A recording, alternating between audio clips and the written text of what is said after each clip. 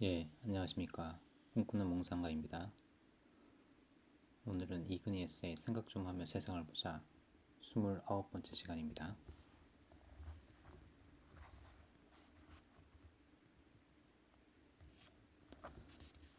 예, 오늘은 디자인이 결정한다 와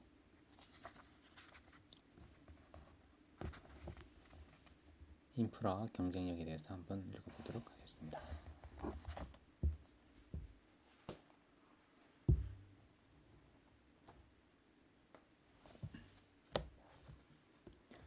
예, 먼저 디자인이 결정한다.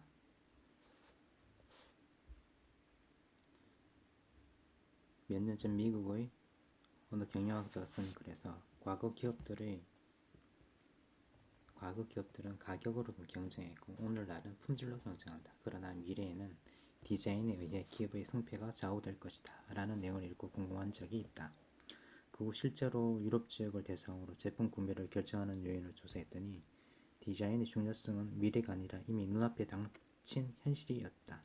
당시 고객들은 물건을 사면서 디자인을 고려하는 정도가 전자제품이 48%, 자동차는 38%, 산업용 장비가 34%를 차지하는 것으로 나타났다. 국내 소비자가 외국 제품을 구매하는 동기를 조사해도 응답자의 절반 이상이 디자인이 좋기 때문이라고 답했다. 상품 경쟁력의 요소는 기획력, 기술력, 디자인력을 세 가지로 볼 수 있다. 이것이 과거에는 각각 더해지는 합의 개념이었으나 이제는 각각 곱해지는 성의 개념이 되었다. 즉, 과거에는 세 가지 결정 요소 중 어느 한 가지가 약하더라도 다른 요소의 힘이 강하면 경쟁력을 유지할 수 있었다. 그러나 곱셈식으로 표시되는 요즘에는 기획력과 기술력이 아무리 뛰어나도 디자인이 약하면 다른 요소까지 그 힘을 발휘할 수 없고 결국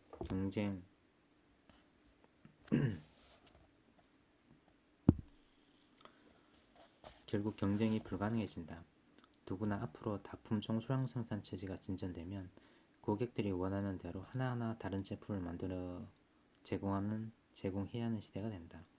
그런데 지금 우리 상품을 보면 한결같이 디자인 마인드가 있는지 의구심을 갖게 된다. 아직도 우리는 디자인이라는 제품을 기술적으로 완성한 뒤 거기에 첨가하는 미적 요소 정도로 여기고 있다. 골프를 쳐본 적도 없고 골프장에 가본 적도 없는 사람들이 골프웨어, 골프용품을 디자인하고 있는 실정이다. 그렇다 보니 삼성은 물론 대부분의 기업들의 상품 디자인에서 통일된 이미지를 찾을 수 없다. 반면에 자동차의 벤츠, 전차의 소니 등은 멀리서도 알아볼 수 있도록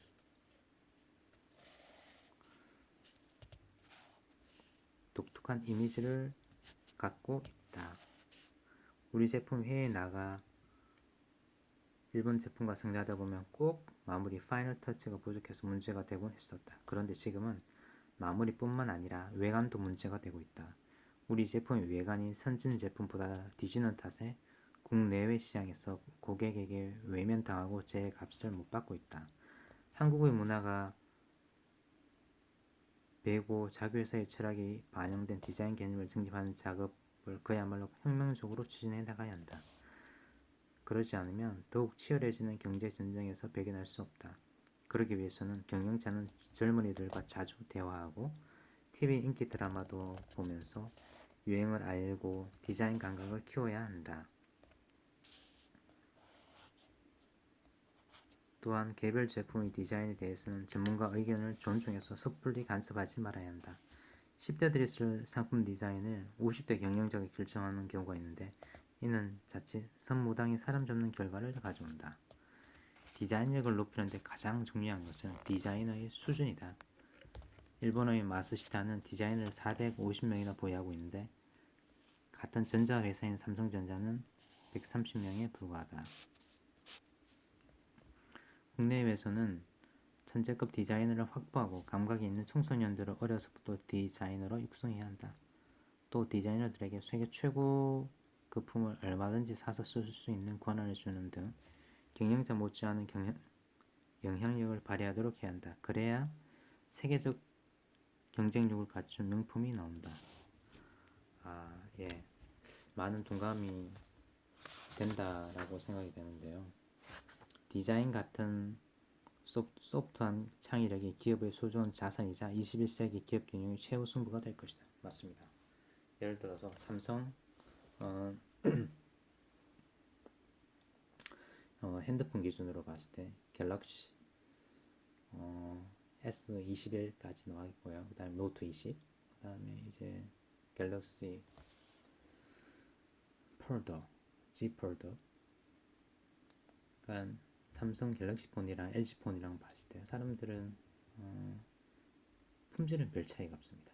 근데 디자인에서 LG 폰보다는 삼성 폰이 조금 더 낫지 않습니까? 그리고 LG 폰보다 그리고 더 열광한 애플 아이폰, 뭐 아이폰 미니, 아이폰 프로, 어떤 그런 디자인의 차이가 있지 않나 생각됩니다. 그리고 차도 한번 보면 현대자동차의 예를 들어서 SUV, LX2 펠리세이드, 기아의 ON 텔루라이드, 이런 차들은 지금 국내에도 그러고 해외에서도 잘 팔리고 잘 나가고 있습니다. 왜냐? 그 이유는 가격 경쟁력도 있지만 디자인이 포드의 익스플로러나 쉐보레의 트래버스나 폭스바겐의 투아렉,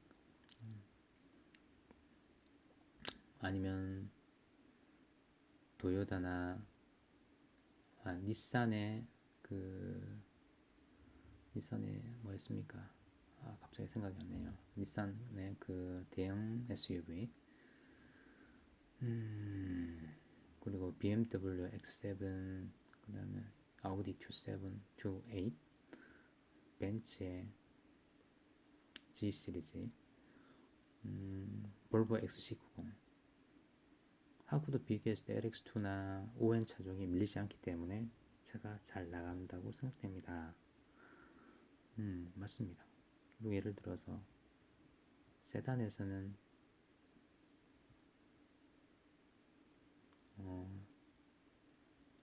그 소나타보다는 K5가, 그랜저보다는 K7이, 그리고 K9보다는 제네시스 브랜드가 좀 낫지 않습니까? 근데 수입차랑 비교했을 때 제네시스보다는 BMW 5 시리즈나 7 시리즈, 그리고 아우디의 A6, A7, A8, 그 다음에 벤츠의 S클래스 E 시리즈, 이런 차하고는 앞에서도 설명을 했지만 뭔가 그 통일된 이미지, 독특함이 멀리서도 알아볼 수 있을 정도로 독특한 이미지를 갖고 있기 때문에 사람들의 머리에 박혀 있습니다. 결국은 요즘은 디자인 경쟁력 시대인 것 같고요. 그래서 여기 마지막에도 나오지만 국내에서 천재급 디자인을 확보하고 감각이 있는 청소년들은 어려서도 디자인들을 육성해야 하고, 또 디자이너들에게 세계 최고급 품을 얼마든지 사서 쓸 수 있는 권한을 주는 등 경쟁자 못지않은 영향을 발휘하도록 해야 돼. 그래서 사서 써봐야 되니까. 그리고 써봐야 세계적인 경쟁력을 갖춘 명품을 디자인할 수 있다고 생각됩니다. 그리고 두 번째는 인프라와 경쟁력. 세계 주요 도시의 도로율을 보면 서울이 20%에 불과한 데 비해 동경은 30%, 뉴욕이 38%, 워싱턴이 40%, 그리고 로스앤젤레스는 44%. 더 큰 문제는 도로폭이 12m 이상이 되어 차량 통행이 원활한 도로는 8%에도 못 미친다는 점이다. 다른 나라에서 우리나라와 선진국을 비교해보면 그 수준의 차이가 더욱 뚜렷해진다. 우리나라는 삼면이 바다인데다 북쪽이 막혀 있어서 사실상 섬과 같고, 수출입 화물의 99%가 해상에서 움직이는데도 항만시설은 선진국의 23분의 1에 불과하다. 또한 전력 사정은 선진국의 9분의 1, 비행장은 15분의 1. 지금 수출에 비교하면 훨씬 좋아졌습니다. 이 정도 인프라는 세계 시장에서 선진 기업들과 겨루기가 어렵다. 우선 물류비용이 너무 높아 기업 부담이 크다. 다국적 기업들이 해외 투자를 할 경우 과거에는 그 나라의 노동력이나 시장 규모를 따졌지만 지금은 유통에 필요한 기반이 얼마나 잘 갖춰져 있는가를 가장 중요한 조건으로 따진다. 싱가포르가 아시아의 4마리 용 중에서 국가 경쟁력이 가장 높다고 평가되는 이유가 바로 인프라스트럭처에서 높은 점수를 따기 때문이다. 과거 인프라는 산업이 젖줄로 통했으나 이제는 국가의 젖줄이라고 할 정도로 그 중요성이 높아졌다. 지난 70에서 80년대 고도 성장기의 우리나라는 인프라 구축에 너무 소홀했다. 하지만 늦었다고 깨달았을 때가 제일 이른 시점이라는 말이 있듯이 지금부터라도 인프라 확충에 힘을 기울여 국가 경쟁력을 끌어올려야 할 것이다. 국가의 인프라뿐만 아니라 기업의 인프라에 대해서도 생각할 필요가 있다. 우리 기업들은 여러 품목을 동시에 만들 수 있는 하드적인 측면의 인프라를 갖추고 있고 구성원들 역시 필요한 학교 교육을 다 받은 양질의 인력이다. 여기에 기술과 노하우, 건전한 직업관 등 소프트적인 인프라를 강화하고 유통력, 판매력 등을 키워나간다면 세계 어느 기업에도 뒤지지 않는 경쟁력을 갖출 수 있을 것이다. 라고 되어 있네요.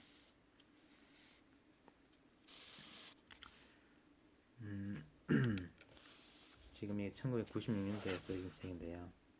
지금 현재 코로나19 시대에 지금 비교해 봤을 때는 코로나19를 대체하는 그런 부분들도 K-방역 살아있죠. 전 세계에서 넘버원이지 않습니까?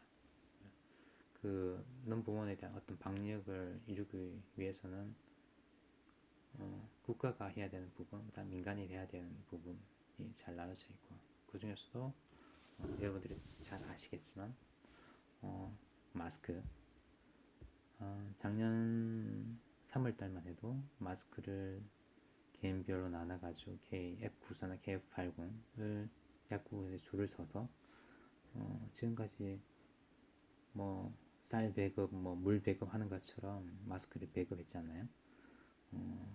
그렇게 해서 마스크를 배급하고 그렇게 해서 물량 조절해서 성공적으로 마스크에 대한 어떤 그런 유통이나 조달을 안정화시켰고 그리고 세계에서 유일하게 공항이나 항만을 폐쇄하지 않고 저희가 국가 시스템이 해외에서 들어오는 사람들에 대해서 검사 기능을 강화해서 아무튼 코로나 걸린 사람은 격리 조치해서 그렇게 관리하는 시스템. 지금 세계 어느 나라보다 어떤 이 코로나19에 대한 대처 능력이 저는 가장 훌륭하다라고 생각되고요. 그리고 지금 백신 주사도 보면은 화이자, 모더나, 아스트라제네카가 있고요. 다른 얀센 뭐 이런 여러 가지 종도 있지만 결국은 저희가 집단 면역을 10월이나 11월 달에 이루려면 결국은 화이자, 모더나는 영하 뭐 30도, 40도에 있는 거를 다시 녹여서 그걸 어떤 그 뭐라고 해야 되나요? 어떤 뭔가 용액이랑 섞어서 다시 그 주사에 넣어서 일정 양에 대한 어떤 주사를 놔야 되는데 상당히 어떤 여러 가지 그 얼어 있는 부분을 녹여서 뭔가 이제 혼합율을 맞추고 다시 그리고 또 사람들 예약제를 받아서 딱 해야 되는데 상당히 그건 제약이 되는 것 같고 여러 가지 언론에서 뭐 조중동이라든지 그런 데서 뭐 아스트라제네카에 대한 어떤 안 좋은 부분을 많이 부각을 시키고 있는데요. 그 부각도 좋지만 코로나19로 인해서 희생되는 공격이 크냐 아니면 아스트라제네카로 해서 맞았을 때 어떤 다수의 공격이 더 크냐에 대한 부분 한 번 생각해 볼 필요가 있고요. 그래서 아스트라제네카를 통해서 빠른 어떤 K-방역의 힘을 발휘하고 그리고 집단 면역을 통해서 저희가 코로나19를 극복할 수 있는 한 계기가 될 수 있는 어떤 그런, 여기서 말하는 인프라가 아스트라제네카 백신이 아닐까. 그리고 SK 바이오사이언스에서 아스트라제네카를 또 생산하고, 그래서 또 안정적으로 공급할 수 있는 어떤 기본적인 네트워크, 그 시스템이 갖춰져 있으니까 저희는 아무튼 그 아스트라제네카 백신을 기반으로 해서 화이자, 모더나, 얀센 여러 것들을 해서 빠른 시간 안에 어떤 저희가 집단 면역을 이뤘으면 하는 바람이고, 저희 어머니도 지금 5월 3일 날 1차 백신을 맞고 저희 어머니가 80이 넘으셨는데요. 그리고 5월 25일 날 또 2차 백신을 맞는다고 하네요. 아무튼 특별한 문제 없이 잘 맞았으면 하는 바람입니다. 이상으로 꿈꾸는 몽상가였습니다. 편안한 한밤 되세요. 안녕.